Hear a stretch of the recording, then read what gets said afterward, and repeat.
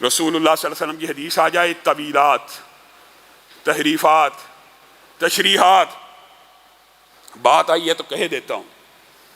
رسول اللہ صلی اللہ علیہ وسلم کے صحابہ نے جس طرح رسول اللہ کا ادب کیا، احترام کیا، وہ بھی ایک باب ہے، اور رسول اللہ کے صحابہ نے جس طرح نبی کی بات کو مانا، وہ بھی ایک الگ باب ہے۔ رسول اللہ صلی اللہ علیہ وسلم کا اتنا احترام اور ادب تھا کہ صحابہ نبی کریم کے گھر کے دروازے کو بھی اگر کھٹکاتے تھے نا تو ایسے ہاتھ نہیں تھے مارتے۔ حدیث میں آتا ہے کہ صحابہ اپنے ناخنوں کی پشت کو نبی کریم کے دروازے کے ساتھ ٹچ کیا کرتے تھے، ناخنوں کی پشت کو، کہ کہیں ہمارے نبی کو تکلیف نہ ہو جائے، کہیں ہمارے نبی کو اذیت نہ مل جائے۔ اور ہمارا مزاج کیا ہے؟ رسول اللہ صلی اللہ علیہ وسلم جن آلات کو توڑنے کے لیے آئے، جن سازوں کو، جن باجوں کو، جن ڈھولوں کو، جن کوبوں کو، جن کنینوں کو، جن ستاروں کو توڑنے کے لیے آئے، انہی کے اوپر دھما چوکڑی مچا دی جائے، انہی کے اوپر ساز، انہی کے اوپر ڈھول، اور انہی کے اوپر نبی کریم کا نام لیا جائے، معاذ اللہ ثم معاذ اللہ۔ رسول اللہ صلی اللہ علیہ وسلم کیا آپ کے اور میرے لیے یہ درس لے کے آئے؟ رسول اللہ صلی اللہ علیہ وسلم کی ذات کی بات کرنا، اللہ کی قسم یہ بھی ثواب ہے، مانتے ہیں سب سے اعلیٰ ذات ہے۔ حشر میں رسول اللہ نے کہا حشر قائم ہوگا میرے قدموں پہ، کس طرح؟ اس بات کا کیا مطلب ہے؟ اس بات کا مطلب ہے جہاں جہاں میرے قدم اٹھ رہے ہوں گے لوگ میرے پیچھے پیچھے چل رہے ہوں گے، میں سب سے پہلے میدان حشر میں پہنچنے والا ہوں، میرے پاس لوائے حمد ہوگا۔ اس ذات کی بات کرنا بھی، یہ نبی کے مقام و مرتبے کی بات کرنا بھی ثواب ہے، مانتے ہیں اور ہم کرتے ہیں۔ رسول اللہ صلی اللہ علیہ وسلم وہ پہلے ہوں گے، جنت کے دروازے کو کھٹکائیں گے، دروگا پوچھے گا اللہ رب العزت نے جب سے جنت بنائی ہے مجھے اس دروازے پہ بٹھایا ایک خاص مقصد کے لیے۔ سبحان اللہ، کس مقصد کے لیے؟ من انتا، آپ کون ہیں؟ میں محمد صلی اللہ علیہ وسلم آپ ہی کے انتظار میں بیٹھا ہوں، جب سے جنت بنی ہے مجھے اس لیے یہاں پہ بٹھایا گیا ہے کہ رسول محمد آ جائے تو جنت کے دروازوں کو کھول دینا۔ یہ رسول اللہ صلی اللہ علیہ وسلم کا مقام ہے، یہ ان کی ذات ہے۔ ایک ایک وقت میں آپ کو پتہ ہے سابقہ امتوں میں سو نبی بھی گزرا، سو نبی بھی بیک وقت ہر علاقے میں گزرا ہے، لیکن نبی کریم صلی اللہ علیہ وسلم کو اللہ تعالیٰ نے یہ اعزاز دیا کہ پوری کی پوری انسانیت کا رسول اور پیغمبر بنا دیا۔ یہ ذات کی باتیں کرنی چاہیے، لیکن ان ذات کی باتوں کا نچوڑ کیا ہے؟ ذات تو نبی کی اعلیٰ، مان لیا، بات نبی کی اعلیٰ نہیں ہے۔ اور میرے بھائیوں ذرا دلوں کو کھولو، شرح صدر پیدا کرو، تعصب کو چھوڑ دو، کچھ باتیں ہم سے بھی سن لیا کرو۔ ہم آپ کی باتیں سنتے ہیں بغیر تان و تشنیع کے، آپ کو یہ دعوت فکر دیتے ہیں، آپ ہماری بات بھی سن لیجئے۔ کیا مکہ کے اندر جب تک رسول اللہ صلی اللہ علیہ وسلم نے نبوت کا اعلان نہیں تھا کیا، ایمانداری سے بتائیے، کفار مکہ، قریش مکہ کیا کہتے تھے؟ امین جا رہا ہے، صادق جا رہا ہے۔ کیا ذات کا انکار تھا؟ رسول اللہ صلی اللہ علیہ وسلم کو صادق مکہ کے مشرکین بھی مانتے تھے۔ یہ بات ہو سکتا کئیوں کے لیے طلب ہو، لیکن اللہ کی قسم تانے کی نیت سے نہیں کہہ رہا۔ مکہ کے مشرکین بھی جب تک رسول اللہ نے نبوت کا دعویٰ نہیں کیا یا رسالت کا اعلان نہیں کیا، اس وقت تک آپ کو صادق بھی کہا گیا، امین بھی کہا گیا، آپ کے قصیدے بھی پڑھے گئے، اور آپ کے لیے بڑی بڑی عزت و احترام کے واقعات ہیں، آپ سب نے سنے ہیں، اسی سیرت کے باب میں آپ کو بتلائے ہیں کہ رسول اللہ صلی اللہ علیہ وسلم کو تنازعات میں منصف مانا جاتا تھا۔ رسول اللہ کے ہاتھ سے حجر اسود کو نبوت کے اعلان سے قبل لگوایا گیا، یہ ساری باتیں آپ کو پتہ ہیں۔ ذات کا انکار کون کرتا تھا؟ ان کے سچے ہونے کا انکار کس کو تھا؟ ان کے امین ہونے کا انکار کس کو ہے؟ آج دنیا میں کوئی ایک مسلمان ایسا ہے جس کو نبی کریم کی ذات کا انکار ہو کہ کائنات کا سب سے خوبصورت ہے؟ سب مانتے ہیں، جو آپ کا چہرہ ہے، جو آپ کا سینہ ہے، جو آپ کی زلفیں ہیں، پوری دنیا کے ہر مسلمان کا یہ عقیدہ ہے آپ سب سے اعلیٰ ہیں۔ دنیا بھر کی ذاتیں جمع ہو جائیں، آپ کی ذات کا مقابلہ نہیں ہے، یہ بات تو سب مانتے ہیں، مسلمانوں کا عقیدہ ہے۔ اختلاف کہاں پہ پیدا ہوتا ہے؟ اختلاف بات کے اوپر پیدا ہوتا ہے۔ ذات تو نبی کی اعلیٰ ہے، لیکن بات میں نے نبی کی نہیں ماننی معاذ اللہ۔ حضرت عمر تورات، بتائیے آپ کے سامنے یہ واقعہ پہلے بھی رکھا ہے، تورات کس کی کتاب ہے؟ اللہ کی نا۔ کہاں سے نازل ہوئی ہے؟ آسمان سے نازل ہوئی ہے نا۔ کلام کس کا؟ کسی انسان کا ہے؟ آسمان سے نازل ہوا ہے۔ اور عمر اس کو لے کے کھڑے ہیں، اگرچہ تحریف شدہ ہے، لے کے کھڑے ہیں اور پڑھ رہے ہیں کہ اس میں کچھ تو کلام اللہ ہے، اللہ ہی کی طرف سے نازل ہوئی ہے۔ نبی کریم کا چہرہ متغیر ہو گیا ہے۔ ابو بکر نے کہا آپ دیکھتے نہیں ہیں؟ تیری ماں تجھے گم پائے، رسول اللہ کے چہرے کو نہیں دیکھتا۔ حضرت عمر نے دیکھا، معاملہ سمجھ گئے۔ اگر اللہ کی نازل کردہ کتاب بھی نبی کریم کی آ جانے کے بعد ان کی حدیث کے سامنے کوئی حیثیت نہیں رکھتی، تو آپ کے اور میرے مولوی، امام، مفتی، فقیہ، پیر، فقیر کی بات نبی کریم کے سامنے کیا حیثیت رکھتی ہے؟ یہ تورات ہے، اللہ کا کلام ہے، آسمان سے نازل ہوا ہے۔ لو بدا لکم موسیٰ فاتبعتموہ وترکتمونی لضللتم عن سواء السبیل۔ نبی کریم نے کتنا عظیم اعلان کر دیا۔ اے عمر، اگر موسیٰ بھی آ جائیں، یہاں پہ امام آ جائے، یہاں پہ مولوی آ جائے، نبی کے مقابلے میں فتویٰ دے، اس کا فتویٰ مان لیا جاتا ہے معاذ اللہ۔ یہاں پہ نبی کریم کیا کہتے ہیں؟ اگر موسیٰ بھی آ جائیں، عمر موسیٰ نبی ہیں، رسول ہیں، اولو العزم میں ہیں، لَاتَّبَعْتُمُوهُ، بتائیے اگر تم ان کی پیروی کرنا شروع کر دو، میری حدیث کے مقابلے میں، میری بات کے مقابلے میں موسیٰ کی پیروی شروع کر دو، لَضَلَلْتُمْ عَنْ سَوَاءِ السَّبِيلِ، تم سیدھے راستے سے گمراہ ہو جاؤ گے۔ اگر موسیٰ کی پیروی نبی کے بعد گمراہی کا رستہ ہے تو بات پھر تلخ آپ کو لگتی ہے، لیکن سوچئے کہ آپ کے اماموں اور میرے اماموں، کہ آپ کے علماء میرے علماء، کیا آپ کے فقیہ اور میرے فقیہ، کیا آپ کے پیر اور میرے پیروں کی باتیں نبی کے مقابلے میں چل سکتی ہیں؟ یہ کس نے کہہ دیا آپ کو؟ کس نے مغالطہ ڈال دیا؟ آج 12 ربیع الاول قریب ہے، ربیع الاول کا مہینہ آ چکا ہے، ہم آپ کو صرف دعوت فکر دے رہے ہیں، کوئی اختلاف نہیں، کوئی فرقہ واریت نہیں۔ اور اللہ کا شکر ہے، میں اللہ کا بھی شکر ادا کرتا ہوں، اللہ تعالیٰ نے آج سے تقریباً 5-7 سال پہلے میں نے اور برادر اکبر مفتی عدنان کاکا ہیل نے نیو ٹی وی کے اوپر ایک پروگرام کیا، جس کے اندر ہم نے اس بات کو اٹھایا کہ یہ کم علمی کی وجہ تو ہو سکتی ہے، یہ جہالت کی وجہ تو ہو سکتی ہے، اس کے اندر حقیقت میں رسول اللہ کی گستاخی نہیں ہے، لیکن یہ کم علمی ہے، اس وجہ سے انہوں نے شعار بنایا ہوا ہے۔ اللہ کے فضل و کرم سے آج سے 5-7 سال پہلے جو 2-3 نکتے اٹھائے تھے، مجھے خوشی ہوتی ہے ان نکتوں کی تائید بریلویوں کے اندر بڑے بڑے علماء نے کی، مفتی منیب نے کی۔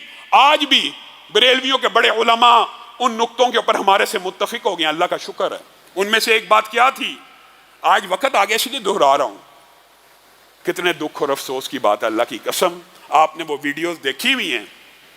نبی کریم سے محبت تو ہے، دعویٰ تو ہے، مانتے ہیں، لیکن کم علمی اور جہالت بھی تو ہے نا، کہ نام محمد کو کیک کے اوپر لکھا، کیک کے اوپر نام محمد لکھا ہوا ہے، ویڈیوز موجود ہیں، اپنی طرف سے نہیں کہہ رہا، یہی بات ہم نے کہی تھی کہ کیک کے اوپر نام محمد کو لکھ کر اس کے اوپر چھریوں کو چلاتے ہو، اللہ کی قسم تم ان کے اوپر نہیں، ہمارے دلوں کے اوپر چھریوں کو چلاتے۔ کرتاس کے چہرے پر ایک لفظ لکھا میں نے، اس لفظ کی خوشبو سے کرتاس معطر ہے، اس نام کی کرنوں سے ہر چیز منور ہے، وہ نام مکمل ہے، وہ نام محمد ہے صلی اللہ علیہ وسلم۔ اس نام کو کاٹ دیا جائے گا، اس نام کے اوپر چھری کو چلایا جائے گا، پھر بھی تم کہو گے ہمیں محبت رسول ہے۔ نہیں میرے بھائیوں غور کرو، اللہ کی قسم یہ محبت نہیں ہے، یہ تمہیں کسی نے دھوکہ دیا ہے، یہ تمہیں کسی نے سیدھے راستے سے ہٹا دیا۔ میں شکریہ ادا کرتا ہوں ان بریلوی علماء کا جنہوں نے ہماری اس بات کی تائید کی، اور انہوں نے کہا واقعی انہوں نے درست نشاندہی کی ہے۔ میرے بھائیوں عام فہم بات ہے، عام فہم بات ہے، حضرت علی نے نام لکھا تھا، آپ کو یاد ہے، صلح حدیبیہ کے موقع کے اوپر مشہور واقعہ ہے۔ تو رسول اللہ صلی اللہ علیہ وسلم نے جب معاہدے کے اندر کچھ باتیں ہو گئی تو رسول اللہ نے کہا ٹھیک ہے یار، یہ سہیل کی بات مان لو، نام میرا کاٹ دو۔ اس وقت حضرت علی نے کہا تھا یہ جرت میں تو نہیں کر سکتا، آپ کر سکتے ہیں تو کر لیں۔ حضرت علی نے کہا تھا یہ نام میں نہیں کاٹ سکتا، لیکن آپ ان کا نام لکھ کے اس کے اوپر چھری کو چلا دیں، پھر بھی گستاخ ہم ہیں۔ دوسری بات جو اس پروگرام میں ہم نے رکھی تھی وہ یہ تھی، اور خدا را اس کو تعصب مت سمجھنا، ذرا دل کھول کے ہماری بات سمجھنا۔ آپ کو یہ بات کہی ہے، آپ کے سگے باپ بھی ہوں، آپ کے سگے والد بھی ہوں، کیا آپ ان کی اپنی جوتی کے اوپر ان کا نام لکھ سکتے ہیں؟ بتائیے یہ کس نے آپ کو مغالطہ دے دیا؟ اپنی جوتی بھی ہو، یہ تو نالین کی شبیہ ہے، رسول اللہ کے نالین کی ایک شبیہ بنائی جاتی ہے۔ میں کہتا ہوں اصلی جوتے بھی ہوں، کیا جوتے کے اوپر نام لکھ کر آپ اپنے سگے باپ کا استقبال کر سکتے ہیں کہ باپ کے جوتوں کے اوپر باپ کا نام لکھا، معاذ اللہ ثم معاذ اللہ؟ آپ باپ کو ایئرپورٹ پہ لینے جائیں اور ہاتھ میں جوتے پکڑے ہوں، یہ استقبال ہے؟ پھر بھی گستاخ ہم ہیں۔ نبی کریم صلی اللہ علیہ وسلم کی نالین کی تشبیہ کے اوپر ان کا نام لکھا ہوتا، اپنی طرف سے نہیں کہہ رہا۔ اٹھائیے سوشل میڈیا، کیا نبی کا نام اس لیے ہے کہ معاذ اللہ ثم معاذ اللہ ان کو نالین پہ لکھا جائے؟ ویسے آپ کہتے ہیں کہ بڑی گستاخی ہو رہی ہے، جی یہ گستاخ ہیں؟ کیا یہ عمل گستاخیوں کے نہیں ہیں؟ اور پھر دکھ ہوتا ہے، یہ 5-7 سال پرانی میں آپ کو بات بتا رہا ہوں، اس بات کی بھی تائید بہت سے بریلوی علماء نے کی، لیکن ایک ہمارے بھائی ہیں انہوں نے اس کے دلائل گڑے کہ جی لکھا جا سکتا وغیرہ۔ آپ وہ سننا چاہتے ہیں تو سوشل میڈیا پہ سن لیں، عقل کے اوپر جب پردہ آ جائے تو پھر ایسی باتیں بھی ہو جاتی ہیں۔ یہ نبی، اس کی ذات کا بہت چرچہ ہے، مانتے ہیں، سب مانتے ہیں، کوئی مسلمان اس کا انکار کرتا ہی نہیں ہے۔ انکار کس کا ہوتا ہے؟ بات کا ہوتا ہے۔ انکار صرف نبی کی بات کا ہے معاشرے میں، جس کی ذات اعلیٰ اسی کی بات اعلیٰ۔ اگر نبی کی بات ماننا شروع کر دو، نبی کی کیا بات ہے؟ آئیے، آپ کو دعوت فکر ہے، اس طرح میلاد النبی مناتے ہیں جس طرح رسول اللہ صلی اللہ علیہ وسلم نے منایا۔ آئیے اس بات کے اوپر آئیے۔ رسول اللہ صلی اللہ علیہ وسلم کی زندگی پوری ایک ایک لمحہ کتابوں میں محفوظ ہے۔ رسول اللہ صلی اللہ علیہ وسلم نے اپنا میلاد کیسے منایا آپ کو بھی پتا، ہمیں بھی پتا۔ اس بات کی طرف نہیں آنا اور صبح اٹھنا ہے، نہ فجر پڑھنی ہے نہ ظہر پڑھنی ہے، سارا دن جلوسوں میں رہنا ہے، ڈیک کے اوپر ناچ گانا بھنگڑا کرنا ہے، یہ رسول اللہ سے محبت ہے؟ یہ محبت ہے؟ یہ محبت ہے؟ رسول اللہ نے کہا میں پیر کو پیدا ہوا، میں پیر کو پیدا ہوا، اور میں تشکر کے لیے، یہ تشکر ہے، آئیے معاشرے کے اندر رسول اللہ کی سنت کو زندہ کیجئے۔ میں پیر کو پیدا ہوا اور میں پیر کا روزہ رکھتا ہوں۔ جس کو رسول اللہ سے محبت ہے، ذات سے بھی اور بات سے بھی، اور وہ رسول اللہ کا میلاد منانا چاہتا ہے، اسے چاہیے زندگی کے اندر جتنے ہفتے آئیں ان میں سے جب بھی پیر کا دن آئے اس کو روزہ رکھا کرے۔ آپ محبت کا دعویٰ تو کرتے ہیں لیکن آپ نے روزہ نہیں رکھنا۔ رسول اللہ کہتے ہیں کہ میں پیر کو پیدا ہوا، میں روزہ رکھتا ہوں، آپ اس روزے کے دن کو عید مناتے ہیں۔ عجیب معاملہ ہے، عجیب فلسفہ ہے۔ کسی کو تان و تشنیع کرنا مقصود نہیں، اور دلیل کیا ہے؟ آپ نے دلیل دی۔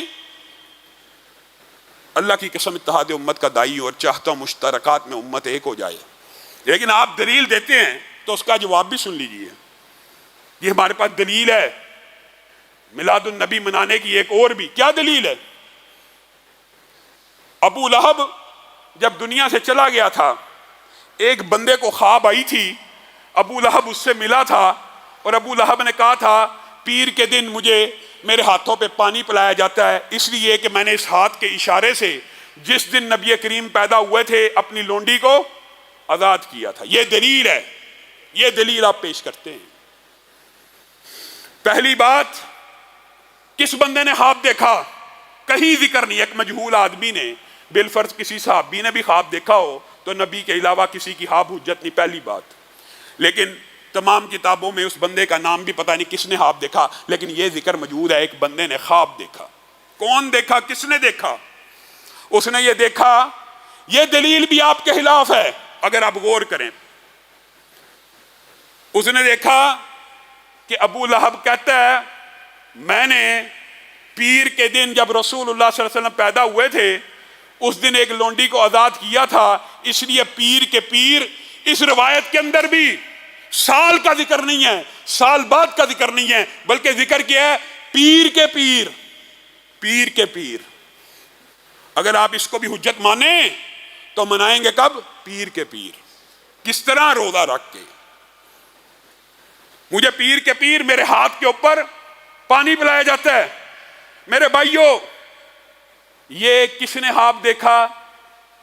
دیکھنے والے کا بھی علم نہیں ہے، اور یہ خواب حجت نہیں ہوتے۔ پھر دوسری بات یہ ہے، آپ نے غور کرنا ہے، یہ جو روایت ہے مجہول الحال بندے کی، یہ قرآن کے بھی خلاف ہے۔ کیوں؟ دو دلیلیں ہیں، یہ دلیلیں بھی آپ نے یاد رکھنی ہیں۔